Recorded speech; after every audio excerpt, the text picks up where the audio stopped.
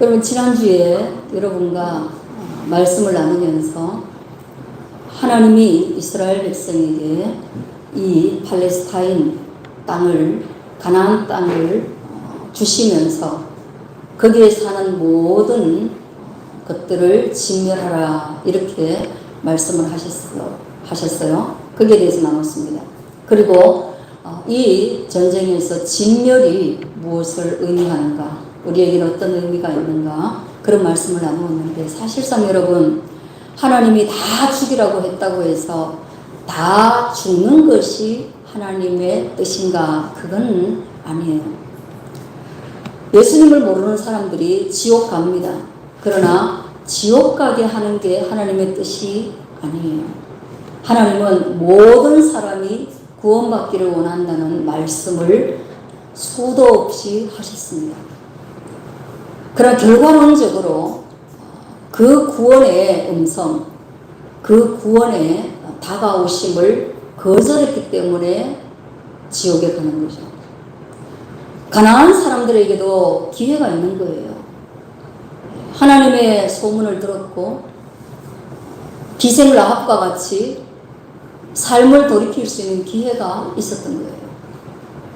애국 땅을 10가지 재앙으로 망하게 하실 때도 그 가운데 섞여온 물이라고 해서 이 하나님 믿어야 할 대상이구나, 하나님은 일반신과는 다르구나, 내가 하나님을 따라가야겠구나, 그런 생각을 한 사람들은 이스라엘 민족이 아님에도 불구하고 홍해를 건넜단 말이에요. 구원의 기회가 있었단 말이에요. 노아 방주 시대도 마찬가지입니다. 항상 하나님은 그 구원의 기회를 우리에게 주는 거예요. 근데 다 거절하는 거예요. 조롱하고 거절하고, 하나님이 아무것도 아니냐, 지금 일어나는 이런 기적이나 재앙이나 이런 것들이 하나님과는 무관한 것처럼, 그래서 끝내는 하나님을 거절하고, 신약시대에서는 예수님을 십자가에 못 박아 죽이기까지 나가는 것, 그것 때문에 이 땅에 지옥이나 멸망이나 이런 진멸의 과정이 있다. 이것을 여러분들이 기억할 수 있어야만 합니다. 아시겠죠? 하나님을 그렇게 평가하시면 안 돼요. 뭐 사랑이 어쩌고, 자비가 어쩌고, 하나님은 그러면 안 되지. 그건 하나님 위에 있는 사람이 하는 말인데, 엄격하게 말하면 말라 비틀어질 말입니다. 아시겠죠? 성경으로 보면 그래요. 오늘은 보면 1절에 그 모든 백성이 요단을 건너가기를 마침에, 강물을 건널 수 없는데 하나님으로 인해서 그 강물이 마치 벽처럼 서게 되고, 흐르던 강물이 멈추어서 차곡차곡 위로 올라가더란 말이에요. 물은 아래로 올라야 되는데 그 물이 위로 이렇게 설 때 그 기막힌 장관을 보면서 이스라엘의 모든 백성이 요단강을 건너갑니다.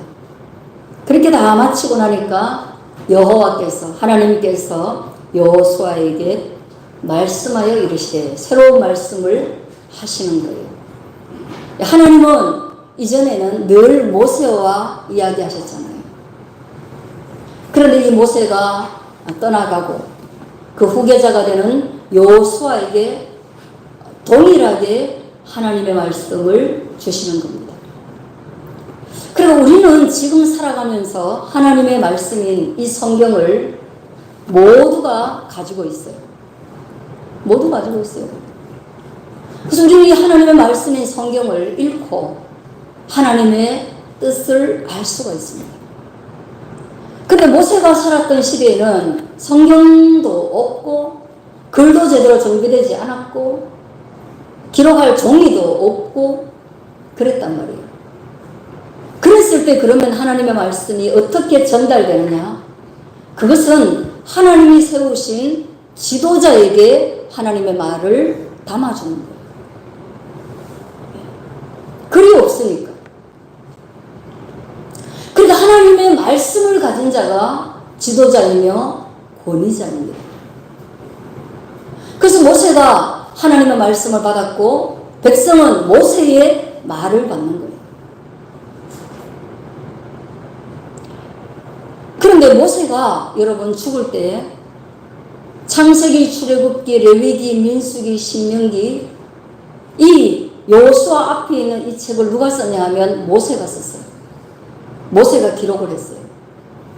물론 하나밖에 없겠죠. 진보는 한 개죠. 그러니까 아직 모든 백성들이 모세가 죽은 지 얼마 안 되는데 그 책을 공유했다? 그건 불가능합니다. 인쇄도 안 되는데 공유했을 리가 만무하죠. 그럼에도 불구하고 그래도 기록된 하나님의 말씀이 있어요. 그렇다면 모세에게 하나님이 말씀하시는 횟수가 많아야 되겠어요? 여호수아에게 하나님이 친히 말씀하시는 횟수가 많아야 되겠어요? 모세에게 훨씬 더 많이 해야죠. 왜냐? 아무 기록이 없으니까. 그럼 여호수아는 적어도 이 세대의 리더십으로서 모세가 기록한 글을 가지고 있고 그리고 그 옆에서 계속 같이 모세의 수종자였으니까 비서였으니까 계속 봤다는 거죠. 그러니까 하나님의 말씀도 알 뿐더러 하나님이 어떻게 역사를 진행해 가는지 몸소 배웠단 말이에요. 그러니까 여호수아에게 훨씬 더 그 수가 나타나시는 수가 줄어들었겠죠. 그러면 오늘날 저와 여러분들은 이 성경 66권을 가지고 있습니다. 하나님이 직접 말씀하신 거 여기 다 있어요. 하나님이 행동하신 거 다 있어요. 예수님이 말씀하신 것도 다 있어요. 그래서 우리는 이걸 성경이라고 말하기도 하지만 하나님의 말씀이라고도 말합니다. 그렇다면 하나님은 이제 모세에게처럼 여호수아에게처럼 오늘 이 성경대로 와가지고 여호와께서 권문현 목사에게 말씀하여 이르시되 오늘은 여호수아의 말씀을 증거해라. 이런 일이 나타나겠냐고요? 안 나타납니다. 그런 일은 없습니다. 왜냐? 이걸 줬잖아. 다 줬다 아이가. 뭐를 또 말하라고 이렇게 말하는 거예요.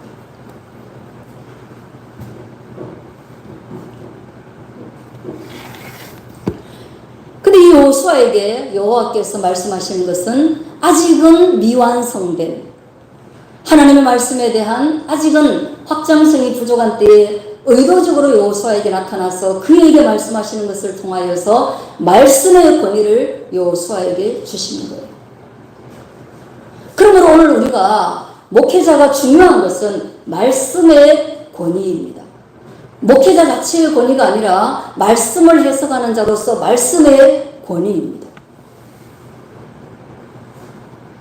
그래서 여러분들은 목사가 성경 말씀에 없는 이야기를 할 때는 그것을 권위로 인정하지 않아도 됩니다.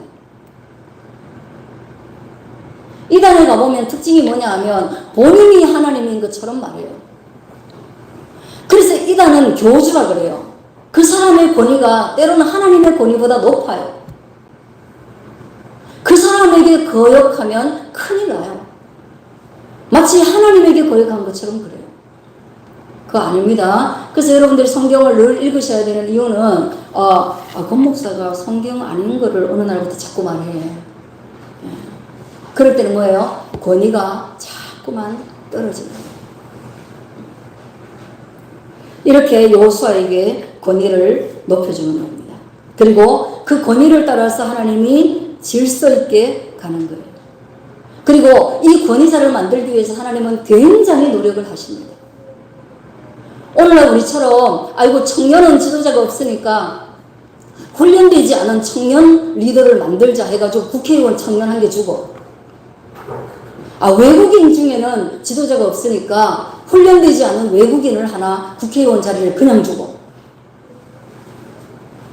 여성은 좀 없구나 그러면서 또 여성에게 하나를 주고 장애인이 또 없네 장애인에게 하나 주고 뭔가 숫자적으로 대변하는 사람이 좀 부족하기 때문에 뭐 훈련이 어느 정도 됐는지 그거 검증 없이 그냥 청년이니까 주고 장애인이니까 주고 여성이니까 주고 뭐이니까 주고 이것이 좋은 의도는 맞습니다만은 성경에서는 그런 일이 잘 없어요. 하나님의 말씀을 담아야 하기 때문에 그 하나님의 권위로운 말씀을 담기 위해서는 그 인간이 얼마나 깊이 훈련해야 되느냐. 모세가 광야에서 40년간 하나님 앞에 인생을 훈련받았습니다. 하나님의 아들이신 예수님께서도 30년이라는 세월 동안은 무명의 세월을 사셨다가 하나님의 아들로서 역할을 다하기 위해서 40일간 광야에서 금식하고 난 뒤에 그 일을 출발하셨어요. 여러분, 바울이라는 사람은 위대한 사도이며 학식이 높은 사도이며 율법의 전문가이며 그는 훈련받은 자보다 훨씬 더 구약 성경을 많이 아는 사람이었음에도 불구하고 예수님에 대해서 만났을 때 그는 아라비아 광야에서 3년이라는 세월 동안 다시금 신앙의 훈련을 했던 겁니다. 그렇게 따지면 오늘날 목사가 되는 코스는 참 그보다 훨씬 너무 쉽다. 너무 쉬운 거예요. 그래서 아마 목사에게는 권위가 그전만큼 없는지도 모르겠습니다. 12제자들도 3년간 밤낮으로 예수님과 먹고 마시고 자면서 예수님에게 신앙을 훈련했습니다. 그러니 하나님께서 하나님의 말씀을 얼마나 소중히 생각하셔서 그것을 전하는 도구 삼은 사람도 그토록 훈련하시는가. 그러니 우리의 모든 믿음 생활에서 가장 중요한 것은 뭐냐? 그것은 하나님의 말씀인 것입니다. 말씀이고 육신이 되어서 이 땅에 오신 것이 예수님이기 때문에 성경에 기록된 말씀보다 중요한 것은 없다. 여러분 그렇게 아시면 돼요. 할렐루야. 그래서 이 변함없는 말씀을 여러분 제가 요즘 날짜별로 올리잖아요. 제가 하트 누가 주는지 다 보고 있습니다. 아, 읽었구나. 하트 뿅뿅.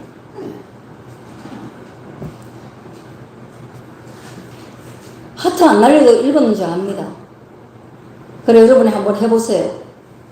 하트를 날리는 순간 한번 날리는 순간 다음에 안 날리면 어떻게 되겠습니까? 아, 목사님이 오늘 내가 하트 안 날려서 이걸 안 읽었는지 알겠구나 하면서 다시 읽어요. 그러니까 뭐예요? 이것은 스스로 율법이 되어서 규칙이 되어서 그걸 안 하면 안 읽은 사람처럼 해서 자기가 매이는 거예요. 그럼 매이는 것은 좋은 일이 아닐 수 있지만 좋은 일에 매이는 것만큼 좋은 건 없습니다. 그러니까 여러분이 하트 뿅뿅을 하시고 우리 하시선처럼 아멘을 하시든지 해서 매이시기를 바랍니다. 이래 말했는데도 안 한다. 참 그래요. 그래서 말씀하시기를 뭐라고요? 오늘 설교의 주제인 것처럼 12개의 돌을 취해가지고 12지파잖아요. 그러니까 지파의 대표 하나씩 뽑아. 그리고 12돌을 취해. 그래가지고 그 12돌을 메고 그 12돌을 세워. 그 12돌에 글씨는 안 새겼네요. 근데 그 12돌이 뭔가 특이점이 있다는 거예요. 그리고 당시에는 이런 것들이 뭔가를 표시하는 돌이란 말이에요. 그리고 12돌을 딱 모아놔서 거기에 대해서 그 영역을 보존하고 나면 어떻게 되겠어요? 돌이 12개가 여기 모여있네? 이 돌이 뭡니까? 라고 누군가 물을 수 있잖아요. 당연히 묻겠죠. 그래서 하나님이 말씀하시는데 이것은 표시와 이것은 뭔가를 표시하는 것이고 뭘 표시하는 것이냐? 하나님에 관해서 증거하기 위해서 표시하는 거다. 그래서 표징의 돌 12를 세워놔라.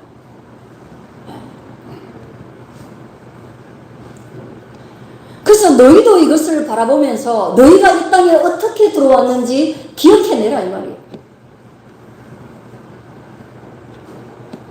그리고 언젠가 되면 너희 후손들이 이걸 보고 문화 탐방을 하면서 답사를 하면서 여기 좀 이상한 돌이 있네요. 엄마 아빠 이 돌은 뭘 의미하는 건가요?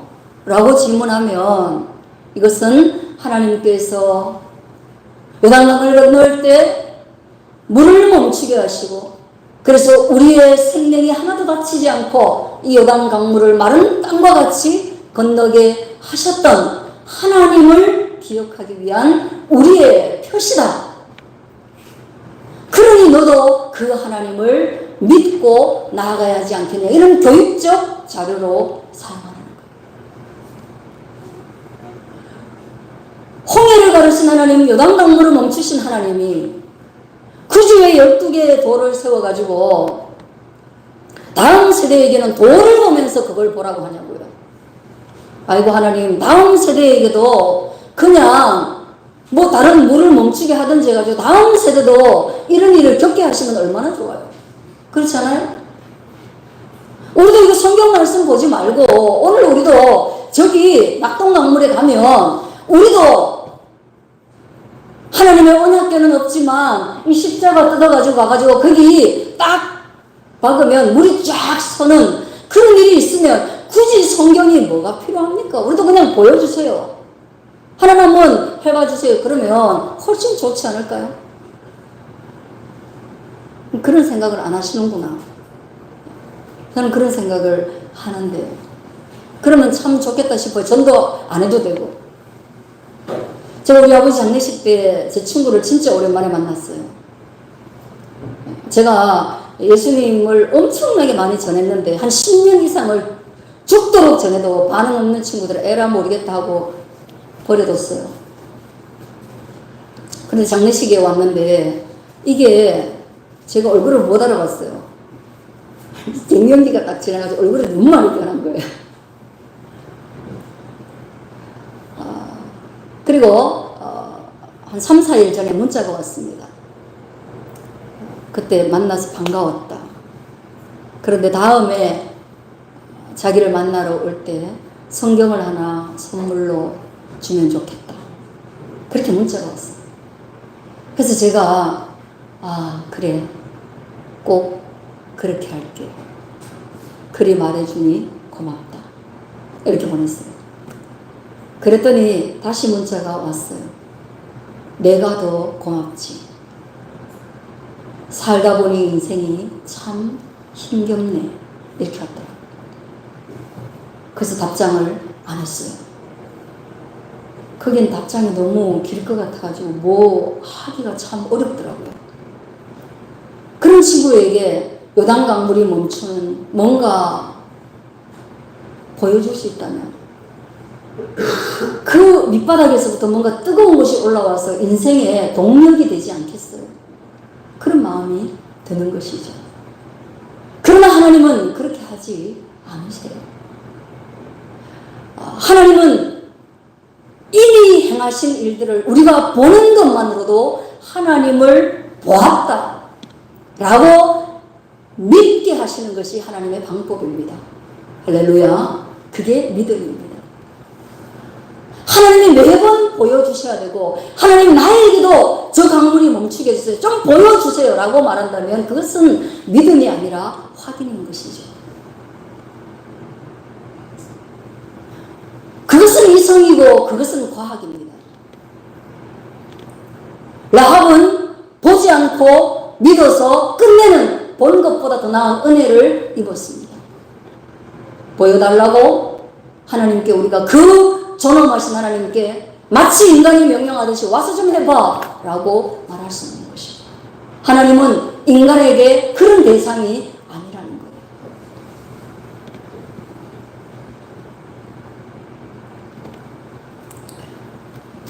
그리고 예전에 제가 대학원 공부할 때 지난번에도 한번 말씀드렸는데 그분과 같이 공부를 했어요. 여러분들 시인가 촌장에 그 하덕규라는 분이 계세요. 그분이 그런 노래를 불렀어요. 제가 부르면 망하겠지만 내 속엔 내가 너무도 많아 당신의 쉴 곳 없네. 이게 당신이 예수님이세요. 그분이 그 노래 참 기적같이 만든 노래라는 것을 제가 개인적으로 간증을 들었는데, 그때 우리 기수가 모임을 하는 거예요. 큰 홀에서 모임을 해야 되는데, 그때 그게 펑크가 나서 아마 우리가 식당에서 임시로 모여서 어떻게 하자 그랬어요. 시간이 잘 안 맞아서. 한 100여 명 이상이 다 목사님이시고 전도사님이시고 선교사님이신 분들이 모여가지고 이제 교수님하고 이제 세미나 그다음 모임 이런 거 동기 모임 한다고 딱 있는데 시간이 남아가지고 누가 늦게 왔나. 우리 원우회 회장님이 시간이 조금 남는데 하기가 참 그렇다고 그렇게 말하면서 여기 우리가 기타가 누가 있나요? 그러니까 어느 전도사님이 늘 우리 소지품처럼 기타 메고 다니시는 분 있잖아, 그죠? 기타가 있다 이렇게 손을 드는 거예요. 그래 원우 회장님이 우리 여기 하덕규 집사님 계신데 우리 집사님 노래 한 곡 좀 가시나무새 노래 한번 듣고 싶다. 그렇게 말을 한 거야. 아무 인원 없이. 그래서 그분이 턱 나오셨어요. 나오셔가지고 이런 말을 하더라고요. 자기는 프로인데 이렇게 천정이 낮은 이렇게 식당에서 이렇게 마이크도 없는 데서 의논도 없이 사전에 이런 방구도 없이 나와서 노래해 했을 때 저는 절대로 노래하지 않습니다. 그리고 이러더라고요. 자기 앨범이 1000만 장이 팔렸대요. 맞나요? 그러니까 굉장한 기록을 가지고 있는 분이에요. 그리고 작사, 작곡 자기가 다 하고. 그런데 그냥 아무 데서나 노래하라고 하면 자기가 하겠냐고. 근데 그 집사님께서 이렇게 말씀하십니다. 그러나 전도사님의 명령이니 제가 하겠습니다. 순종하는 마음으로 하겠습니다. 그래서 저희가 그분의 라이브를 식당에서 들었습니다. 그리고 진짜 내 속엔 하는 데 있잖아요. 온몸에 소름이 확 올라오더라고요. 얼마나 기타 소리는 청명하고 그 목소리는 호소력이 있는지. 큰 호소력이 아니고요. 고음의 호소력이 아니고 그 신앙의 호소력이 있어서 찬물을 끼얹듯이 그랬습니다. 음악의 프로가 아무 데서나 노래하라고 해서 우리가 난감함을 겪고 그 다음에 제가 가가지고 그 노래가 가스펠과 닮았다고 얘기했을 때 그분이 스토리를 들려준 거예요. 자기 인생의 스토리를. 그런데 하물며 인생이 하나님께 하나님은 홍해 가르셨다면서요. 이제 장마철인데 한번 해봐 주시죠. 하나님 죽은 자 살리셨다면서요. 우리 아버지 지금 납골에 계신데 그거 한번 좀 해봐 보시죠. 그러면 하나님께서 그러냐? 내가 정말 바빠 하면서 오셔가지고 강물을 멈추시고 죽은 자를 살리시는 거 그게 하나님의 일이냐? 아니란 말씀이에요. 여러분 아시겠죠? 하나님은 우리가 그렇게 기도할 때 하나님은 이렇게 말씀하십니다. 내가 출애굽기에서 이미 하지 않았니? 얘야, 내가 여호수아에서 그렇게 하지 않았니? 얘야, 너 먹을 거 왜 그렇게 걱정하냐? 내가 오병이어를 통하여서 내가 너를 먹여 살린다는 믿음을 주지 않았니? 너 그 믿음 어디 갔니? 공중의 새를 먹이시고 드레핀 백화를 입힌다고 내가 마태복음에서 너에게 너무나 명확하게 너무나 정확하게 너무나 따뜻하게 너에게 말해주지 않았니? 너는 그 말씀 앞에서 무엇을 생각하고 있니?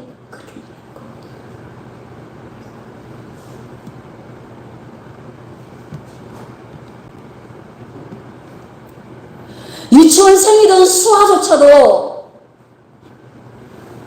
집에서 춤 잘 춰가지고 어디서 춤추라고 하면 안 춰요.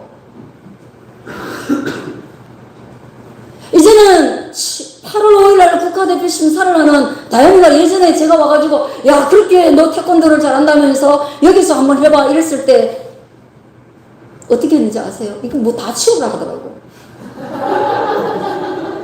아니 그냥 태권도 하면 되는 줄 알았지 이걸 다 치워야 돼? 왜냐하면 이 반경이 안 나온다는 거예요. 그래서 내가 저거 하나 보는 게 저게 진짜 속으로 그랬지만 치우라 하니까 치웠어요. 근데 제가 그걸 보고 난 뒤에 생각했어요. 아 여기서 시키면 안 되는 거구나. 왜냐하면 빛이 안 나요. 이런 거 한두 개 치우고 여러분 그냥 국가대표 말이 국가대표지. 여러분들은 그거 보니까 내 막 오싹오싹해요 막. 그 뭐랄까 그 기합이나 그 힘이 들어가는 그 절도나 그런 것들에서 살이 오싹오싹한데 제가 다현이가 아기 때부터 내가 봤다고 다현아 빨리빨리 와봐 여기서 빨리 해. 제가 뭐라고 하겠어요. 그런단 말이에요. 하나님도 그렇게 해. 예, 수많은 장애물이 아랫동네에서 난리나고 윗동네 난리나고 그 옆에 주변에 사는 사람들 난리나고 모든 게 질서가 무너지는데 그렇게 안 하신단 말이에요. 그러므로 우리는 어디에서 하나님을 만나느냐? 오늘 이 여호수아의 본문 속에서 저와 여러분이 하나님을 만나시게 되기를 주의 이름으로 간절히 축원드립니다. 그래서 하나님이 언약궤가 움직일 때마다 이 기적이 움직이도록 보여주신 거예요. 여호수아가 움직일 때마다 보여주면 뭐가 되겠어요? 예, 여호수아가 하나님이 되겠죠. 그럼 언약궤가 움직일 때마다 그런 기적이 나타나는 것을 통하여서 하나님이 일을 하셨다라는 것을 명확하게 못 박아 두시는 거예요. 그러므로 이 놀라운 구원은 누구의 작품이냐? 하나님의 작품이다라는 것을 여러분들이 믿을 수 있게 되어지기를 주의 이름으로 축원드립니다. 그래서 그 모든 타이밍을 보시고 하나님이 요단강이 범람할 때 누구도 반론을 제기할 수 없을 때 그리고 언약궤가 움직일 때 그리고 그 언약궤를 맨 제사장들의 발이 닿을 때 그런 모든 타이밍을 고려하셔서 하나님이 기적을 베풀어 주셨다. 그리고 그 기적은 12도를 통하여서 증거로 표징으로 남는다. 이 말씀입니다. 여러분은 자녀가 아주 어려움에 처해서 부모님께 와서 어머니 저를 좀 도와주세요. 제가 지금 어려움에 처했습니다. 그러면 여러분은 막 도와주고 싶죠. 도와달라고 말하기 전에도 벌써 낯빛이 다르기 때문에 벌써 무슨 일인가 하고 궁금하죠. 물어보고 싶지만 못 물어보죠. 어떤 타이밍에 도와줘야 정말 진정한 구원이 일어날까요? 제가 어제도 한번 말을 했는데 물에서 사람을 구원하는 구조대원의 말을 여러분에게 드릴게요. 구조할 때 어중간한 타이밍에 help me 도와주세요 라고 했을 때 막 들어가가지고 그냥 건져내고 도와주려고 하면 그 사람에게 아직 힘이 남아있기 때문에 도우려는 사람을 올라타가지고 막 머리를 누르고 둘이 같이 죽는데요. 자기 생각에는 들어가면 되겠다 싶어서 들어갔는데 그러면 어떻게 하느냐? 자기가 그냥 물 밑으로 다시 꼬르르 내려가 버린대요. 물 밑으로 싹 들어가 버리면 그 사람이 뭐예요? 물 밑으로 다시 가라앉잖아요. 그리고 난 뒤에 그 사람이 눈이 싹 맛이 가고 호흡이 맛이 가고 기운이 뚝 떨어지면 뭐예요? 예, 탁 끌고 나오는 거예요. 죽기 직전에 딱 건져내야 그 사람이 정말로 발버둥 치지 않고 의식이 없을 때 건져내고 나면 말을 안 하는 거예요. 그거 안 하고 어중간하게 막 의식 있고 이런데 건져내면은 보따리 달라고 그러고 자기의 경험에 따르면 여자를 구했는데 막 가슴 만졌다고 성희롱했다 그래가지고 싸움이 나고 막 이랬다는 거예요. 이해하시겠어요? 하나님이 물이 별로 없을 때, 언약궤가 안 움직였을 때, 그랬을 때 이런 일을 했으면 여러분들이 뭐라고 하겠습니까? 이스라엘이 뭐라고 하겠습니까? 자기 힘으로 했다고 하고, 자기의 기도가 했다고 하고, 자기의 능력이 했다고 하고, 날씨가 그 일을 했다고 할 것입니다. 그러므로 이 구원은 여호와의 놀라운 생명의 구원이 아니라 자기들의 인간의 역사라고 얘기할 겁니다.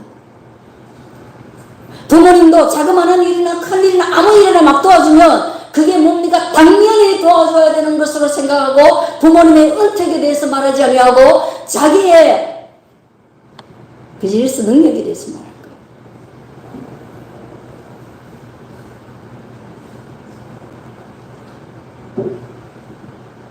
오늘 우리의 기도, 우리의 믿음, 우리의 은총 이런 것들이 오늘 이 본문의 말씀에 따라서 오직 여호와께 능력이 되고 우리에게 기념이 되고 기억이 되고 우리 후세에게 신앙의 교육이 되는 놀라운 것으로 남기 위해서는 우리가 죽어갈 때 구원받아야 된다는 것이 아니라 굳이 그렇게 하시는 하나님의 의도를 따라 죽어가지 않을 때에도 저와 여러분이 하나님을 향한 믿음을 가질 수 있어야 한다. 그것을 여러분 성장과 성숙이라고 말합니다. 믿으시길 바랍니다. 밥 한 상 따뜻하게 차려줘도 하나 부모님께 감사하는 사람은 돈 많이 줘도 돼요. 더 언제라도 도와줘도 돼요. 밥 한 끼에 감사를 아는 자식이 있다면 그는 이미 성숙한 자식이에요. 그 자식이 달라고 했을 때는 수많은 날 동안 이미 고민하고 부모님보다 부모님을 더 염려하면서 억지로 꺼낸 말일 거예요. 그러면 줘도 돼요. 그러나 밥 한 상을 감사할 줄 모르는 것은 오늘 이 마른 땅을 건너게 하여도 이스라엘 백성 중에 절반 이상은 감사를 모를 거라는 얘기예요. 그러니 저와 여러분이 하나님 말씀 앞에서 어떻게 옷깃을 여미지 않겠습니까? 옷깃을 여미셔야 돼요. 옷깃을 여미시고 그분의 마음을 보셔야 돼요. 저는 그리 되기를 축원합니다.